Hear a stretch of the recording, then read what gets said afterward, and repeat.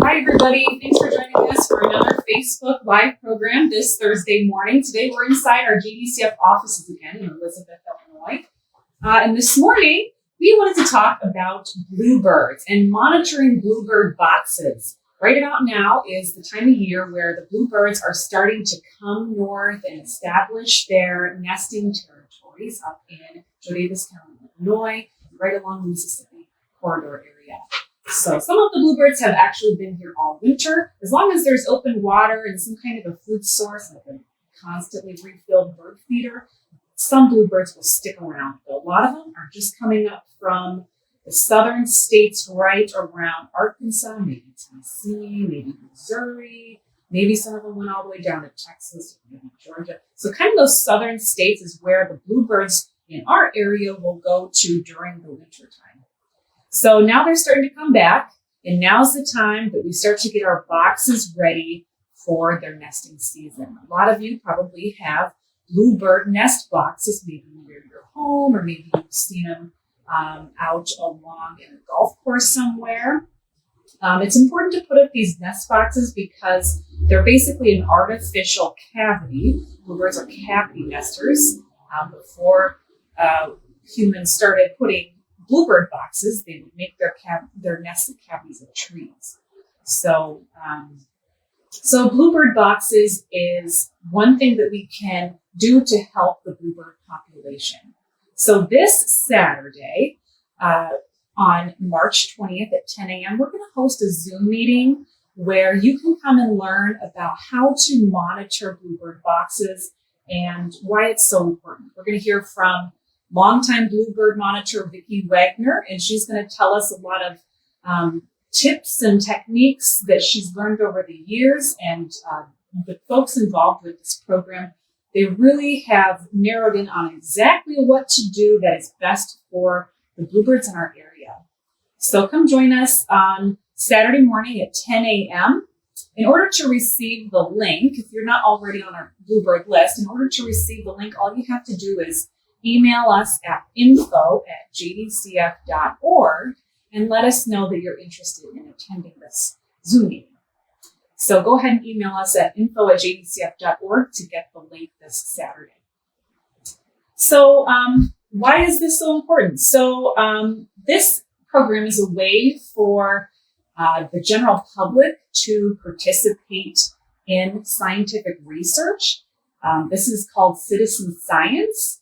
And it's a really good way to get kids involved and encourage curiosity, but also if even for adults, mostly for adults that are participating in this program, it's a way to continue lifelong learning and staying engaged with what's going on around you, understanding the science behind these bird migration habits and food availability, nest cavity availability, all of the things that go into the habitat and the things that support these bluebird populations.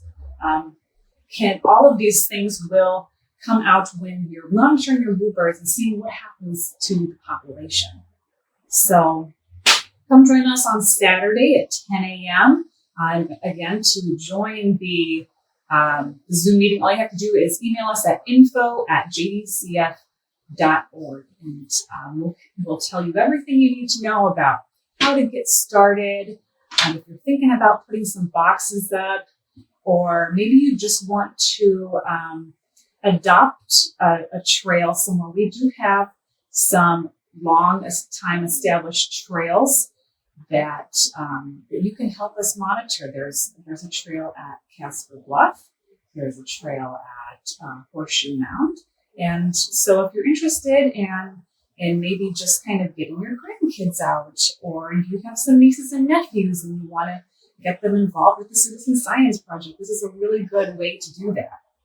So, Jess, how does monitoring benefit the bluebirds themselves? How does monitoring benefit the bluebirds themselves? So, in many ways. So, if you have a bluebird box up, it's really important that you monitor your bluebird box. If you don't monitor the bluebird box, there are other species that could inhabit that bluebird box that we really don't want to encourage. Some non-native invasive bird species. So if you have a bluebird box up and you're not able to monitor it, you don't have time or you often forget or something, it's always best to take it down. Just go ahead and take down your bluebird box. And then when you think you're ready to monitor, or maybe you have found maybe a neighbor kid to help you monitor, then you can put your bluebird box back up.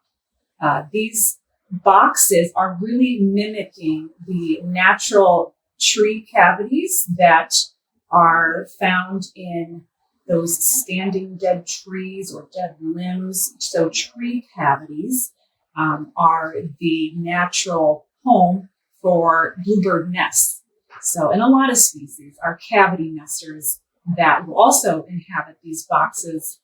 And on Saturday, if you join the program, you'll get to learn which species are good for, are okay to encourage, and which species are those non-native invasive species that we don't want to encourage.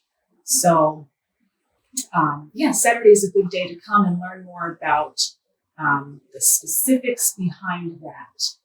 Jess, I understand that the bluebird population was in serious decline. The bluebird population was in serious decline right around the 60s and 70s and into the 80s. And that decline was really the thing that kind of initiated folks to want to do something to help the bluebird population. And so that is what really kind of initiated this bluebird monitoring program that is now nationwide. And now, as of, I think, 2015, recently, the bluebird population has really bounced back quite a bit. So it's a species that we're less concerned about. But there's a lot of cavity nesters that are still in decline.